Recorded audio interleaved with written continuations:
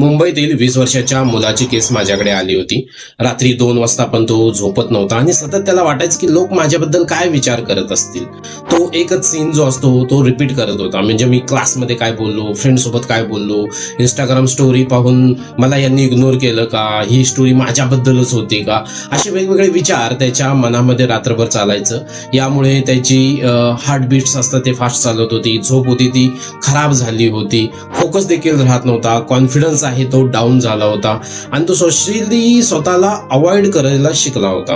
आता हे अवॉइड करण्याच्या पाठीमागचं कारण काय होतं, what is the Y? So हे ओव्हर थिंकिंग नाही आहे, हे नेहमी लक्षात ठेवा. हा सोशल स्टेटस एन्झायटी आहे. काय आहे? सोशल स्टेटस एन्झायटी आहे. या वयात ब्रेन सतत काहीतरी चेक करत असतो. मी ग्रुपमध्ये कुठे उभा आहे, मला ऍक्सेप्टन्स मिळतो का, मला रिस्पेक्ट आहे का.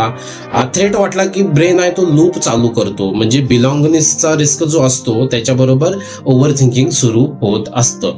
आता या ठिकाणी अशा ठिकाणी त्या मुलांनी काय करणं जास्त गरजेचं आहे हे थोडंसं पहा. एक सगळ्यात महत्वाचं की थॉट्स पकडा, म्हणजे तुमचे विचार पकडा.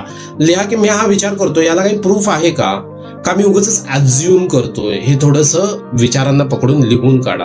दुसरं करा, बॉडी रिसेट करायला शिका.